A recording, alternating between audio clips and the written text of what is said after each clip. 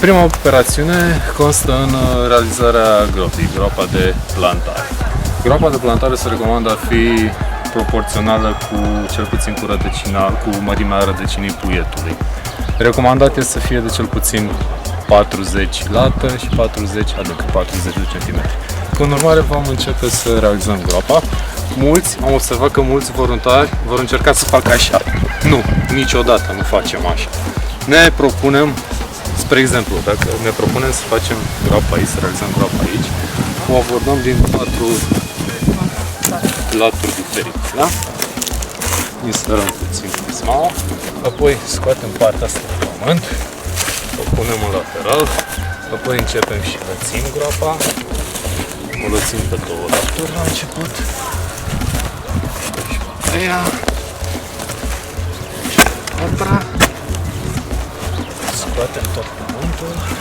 Pământul scos din groapă se înmulțește foarte, foarte bine. Între timp, colega poate înlătura resturile vegetale din pământul scos, pe care nu ni le dorim să le punem în groapă. Atenție, când lucrați în echipă, să nu vă loviți colega Lucas mama, ar fi optim.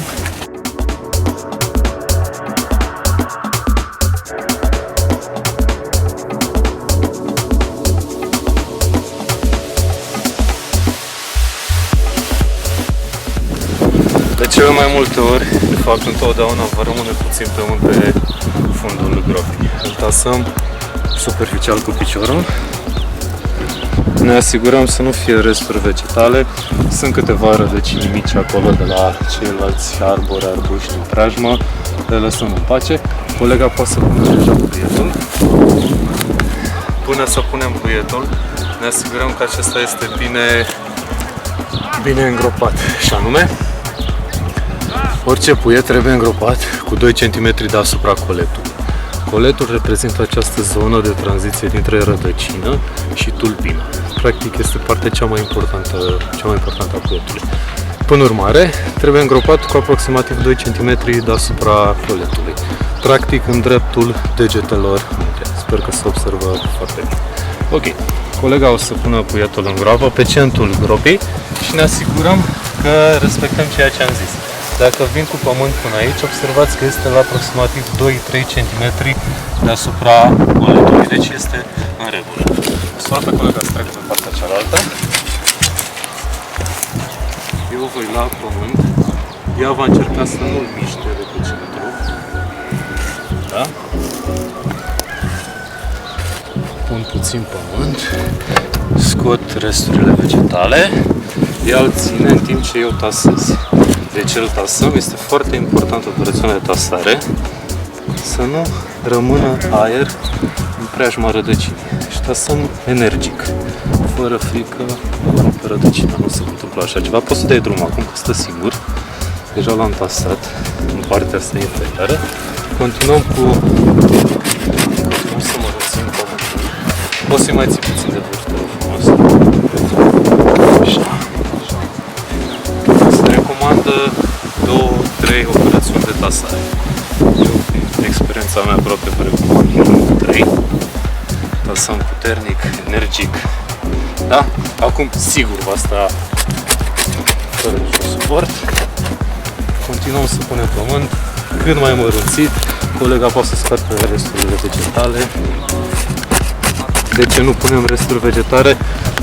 Deoarece, evident, că se vor descompune foarte repede.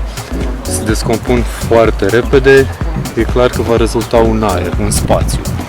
Acel spațiu nu ne-l dorim să-l avem în proximitatea, în preajma rădăcinii. Deci scoatem cât mai multe resturi vegetale din groapă. Mărunțim pământul în continuare, punem în groapă. De preferat pe toate laturile, da? Îl tasăm și a treia oară. Și acum, dacă vă amintiți ce v-am spus la introducerea descrierii puietului, să avem 2-3 cm deasupra coletului. Ok, ultima operațiune, pământul care ne-a rămas, îl punem în preajma puietului.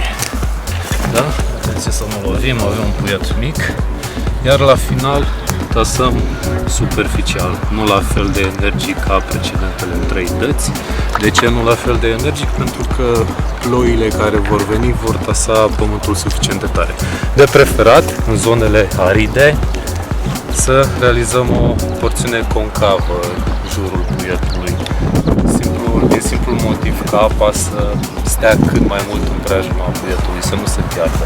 Deci putem face un mic inel din pământ. Nu am uitat la ceas, cred că a durat aproximativ 5 minute, dar am plantat corect, am respectat toți pașii unei operațiuni de plantare. Puietul nostru ar trebui să prindă cel mai probabil. Mulțumim frumos!